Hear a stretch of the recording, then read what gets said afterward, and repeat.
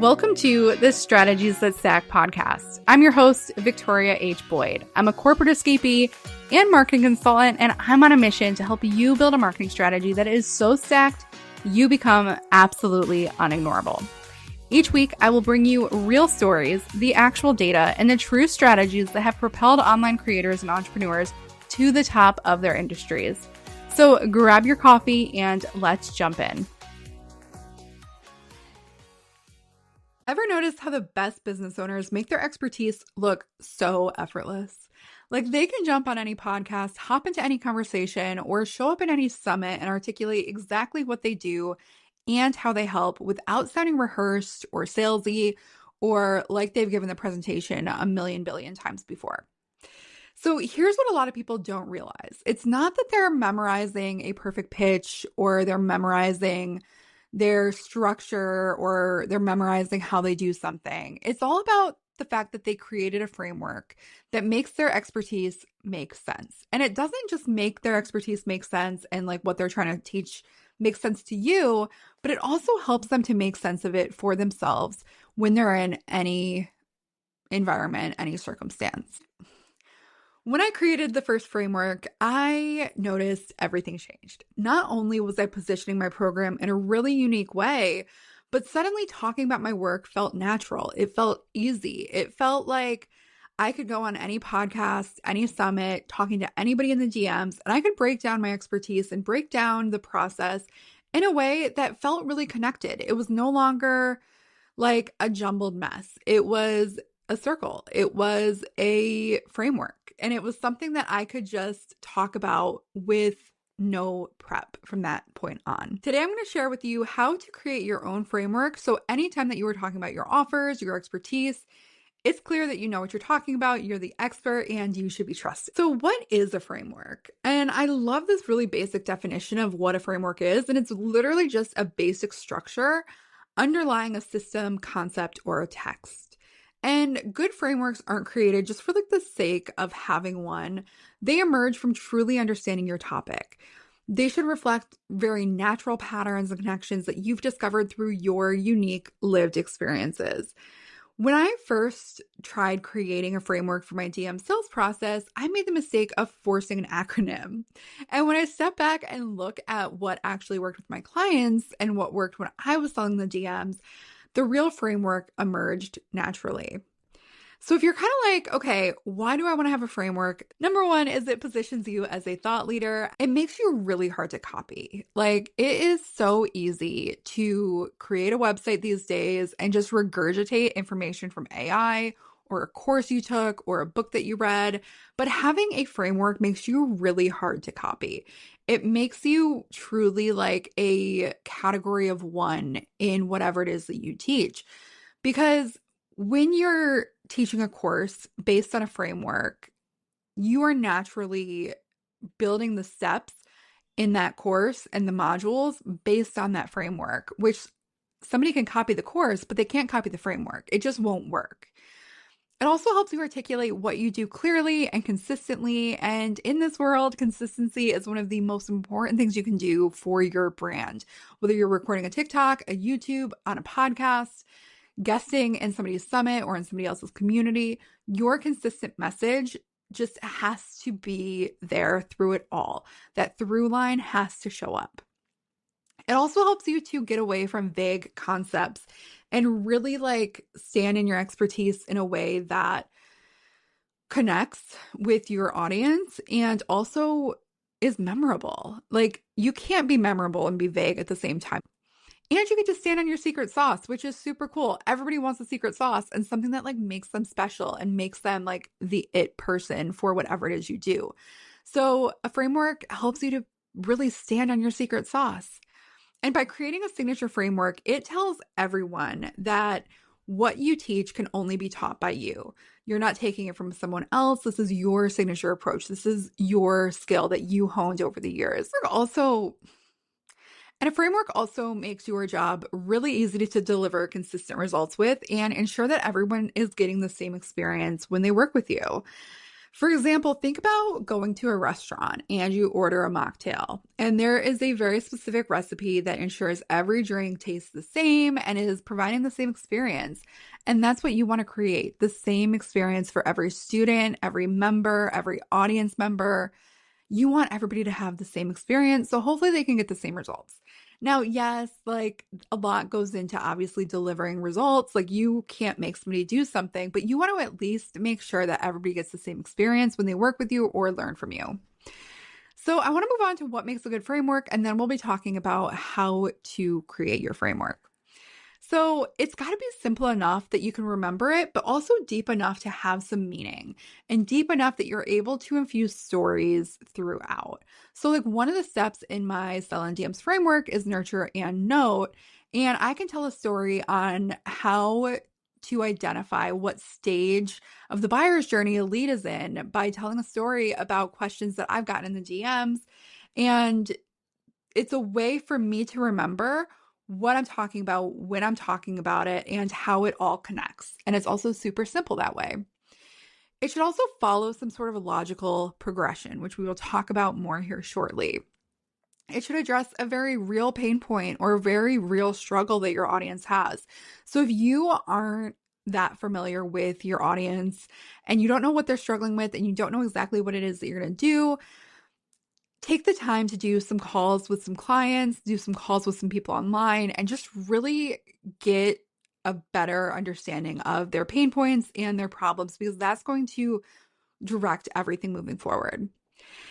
Your framework should also be able to be explained in different ways for different audiences. Like my Sell and DMs framework, I can explain that for service providers. I can explain that for course creators. I can explain that for YouTubers trying to sell sponsorships, but I can explain my Sell and DMs framework to any audience that you put me in front of, which is why I've been in summits teaching how to sell in the DMs with a ton of different audiences, from course creators to summit hosts to VIP days to Etsy sellers, even. Like I can explain my framework to any audience you put me in front of. So that's one of the ways that you know if you have a good framework. And it also should work as a teaching tool, but also as an implementation guide. Like my Sell and DMs framework, which I promise I won't keep using that as an example, it just is a good one in my opinion, it is literally going through the modules. As you go through the modules, you are going through the framework and you are learning the framework and how the framework works. So it works as a teaching tool as well as an implementation guide in that way. And if you're like, okay, cool, so I know what makes a good framework, if you stick around to the end, I'll tell you a little bit about how to test your framework and start to get used to using your framework. So stick around for that. But let's go into the framework creation process, because like all of this so far has been theory, and I really want you to be able to do this for yourself in your business because it is such a game changer. So number one, you're going to start with the problem. And this really comes down to needing to understand your audience. So I want you to document the before state of working with you or learning from you. I want you to list out every pain point and every struggle that your audience faces. Nothing is too small and nothing is too big to write it down. And you have to focus on actual pains, not aspirations. Actual pains here. You have to get clear on the emotional experience and not just like the practical problems, because those are going to come in later. And it's really easy when you are trying to start with the problem and really that like deep understanding of your audience to want to jump to the solution. But I really want to encourage you to resist the urge, because we're going to get there next. Step 2 is defining the end result. So this is where you need to have a clear transformation. What do they want? Where do they want to be? Why are they coming to you? Like, what are they trying to have in their life? What specific transformation are you delivering? And when you can document that after state in detail, that is when you are really on the right track here. Something else I really like to think about when I am sort of building out a new framework is what metric is going to indicate success at this point. And I like to start to just think about that as I'm doing this, even though I'm not like yet where I'm creating a diagram or creating some sort of graphic. I like to just start to think at this point, what metrics are going to indicate success? Is it they've done a certain thing? Is it they've achieved a certain amount of revenue? Is it they've created a certain number of content? Like, what is going to indicate success?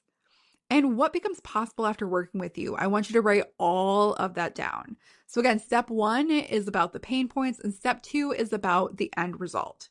Now, at this point, I want to stop you for a quick second because, like I said earlier, anybody with a website can just throw up information and position themselves looking like an expert, even if they're not. So I want you to do a little integrity check with yourself and verify that you are an expert. So, number one, have you done what you're doing or what you're trying to do for others and not just yourself? Because there is a big difference between having results for yourself and having results for other people. Review your client success stories, document your aha moment experiences, and check in that you can speak to each step with conviction. And do a gut check. Like, does this feel aligned with your expertise and with your experience and with your real world experiences? All right, moving on to number 4, because if you feel like you've passed the gut check, I'm so excited because this is where things get really fun. You're going to map the journey. So write down every single step between the before and the after. You can also look at your actual work process with clients. Personally, I have a whole bunch of SOPs that I can look at whenever I'm trying to create a new framework. And I can go through it and I can say, okay, here are the steps that happen between whatever it is I'm trying to do. Identify any critical decision point and any critical milestone in the process. This kind of goes back up to what metrics indicate success that we talked about a little bit earlier, but figure out like those decision points, those milestones, and kind of highlight them or circle them while you're writing down your process. And know where your clients typically get stuck. This is something a lot of people skip when they're trying to create a framework or they're trying to create some sort of content, is they forget where clients typically get stuck, because that is something that you might need to build into your framework in a different way. So number 5, streamline and structure. I need you to go up through that list of steps that you made and remove anything that's redundant, as well as combine anything that's related. You really don't want to have more than I would say 7 steps to your framework, because when you get past 7, it's hard to remember. It's also hard to create, and it can also be really confusing. So I'd say no less than 3. I feel like 4 is probably the best number here, and no more than 7, because then it just gets too hard to remember. And one of the things that your framework has to be is memorable, because you have to be able to remember it as well as your audience and people that are learning from you. So make sure that you are simplifying as much as you can here. So you're going to combine related elements. You're also going to identify anything that is non-negotiable. So anything that cannot be crossed out, anything that cannot be skipped. And you're going to want to ensure logical progression through the steps. You also want to ask yourself how someone will know when they graduate to the next step. And I know I keep bringing home this kind of idea of how somebody knows when they're ready to move to the next step. Where do they might need to make a decision? What metrics are there? Really get clear on how someone knows when they graduate to the next part. I actually remember a few years ago, I took a course in creating a membership, and in the first module, there was a whole success roadmap, and it was his version of a framework. And it was actually really cool because it was kind of gamified, and it literally looked like a Candy Crush map. And before you could move on to the next step, it was do you have at least one of these things? For example, it was the title of your membership or the tagline. There were things that made it so you couldn't move forward, or made it so you knew if you were at a certain stage. Number 6 is you're going to choose your shape. So your shape is your visual story. It is what emotion you want to convey. So think about it. If you are showing a linear chart, that's going to show a linear progression. It's going to show a clear progression. However, a circle can kind of imply there's a continuous improvement. For example, my Sell and Dance framework that I've shown is a circle. So that shows continuous improvement. It shows that it's not building on one another necessarily, but it's very like relationship oriented. A pyramid shows kind of building blocks, or it shows that there is like a foundation there, right? A matrix can show relationships between things. So shapes can really match how the transformation happens. So test to see if shapes can help you to explain the process. I was actually in a program back in 2021 or 2022, and it was in a pyramid. And it was really nice because it was clear that like each module and each thing that I was doing built upon what I did previously. And that helped me to remember what it was. So think about the shape that makes the most sense for your transformation. Number 7 is make it memorable and make it usable. So give it a purposeful name. Like mine is Sell in DMs Framework. Why? Because it teaches you how to sell in the DMs. Use clear and consistent terminology. And one of the ways that you can do this is like if you are creating this framework for a course, you can use that as like, you can use pieces of your framework as the title of modules or the titles of specific lessons. And that can be a way to really tie it back together and make it more memorable to your people. Similarly, if you are doing some sort of a training, a guest training, your slides can actually tie back to key parts of your framework. One of the ways I do this is I actually have a training that I do that is called something like how to build a successful marketing strategy, basically. And what I will do is I will show like kind of an overview of the method that I teach. And then throughout the presentation, I will have like a little like sub note of text on there that's like, this is covered in da da da da da part of the framework. You're going to want to keep the language simple yet powerful. So don't use words that you can't pronounce. Don't use words that are confusing. You're going to want to be as simple as you can here and create supporting visuals. So that can be colors, that can be arrows, that can be like a little like push pin sort of thing on top of some part, but test explanations and test them with different audiences. And over time, you will start to hone in on like what really works for the thing that you are trying to teach and what you are trying to show. And last but not least, I want to talk a little bit about validating and refining. The best way that you can do this is actually by testing your framework with someone outside of your industry. I love to talk business with my husband because he is not on social media. He is not in marketing. He is not chronically online. He is like the perfect person for me to try to explain something to because he doesn't know. We live in different worlds. He's an electrician and I'm a creative. I'm in marketing, right? So we can talk about things and really see if the way that we're explaining it actually makes sense or if it just makes sense to us. So don't talk to your biz bestie. Actually go to somebody outside of your industry and try to explain your framework to them. Can you use it to diagnose real problems? So what I want you to do is like look at your framework and see if you can diagnose a problem by using the framework. Can somebody ask you a question and are you able to answer that question by pointing to a specific part of your framework? I also want you to practice explaining it in different ways. One of the best things that you can do is actually just a series of live videos on Instagram or Facebook or YouTube or wherever it is that you have an audience and start explaining your framework in different ways. And make sure that it is making sense. That is how you're going to validate and refine your framework is by practicing and explaining it over and over and over again. And don't be afraid to refine your framework as you are learning because testing and validating and making sure that it makes sense and can stand the test of time is such an ongoing process. So, and as things change, this is going to change as well. So make sure you are practicing to explain it in different ways. And as you are explaining it and as you are doing live videos and as you are rinsing and repeating the process, don't be afraid to refine it. Don't be afraid to change words here and there.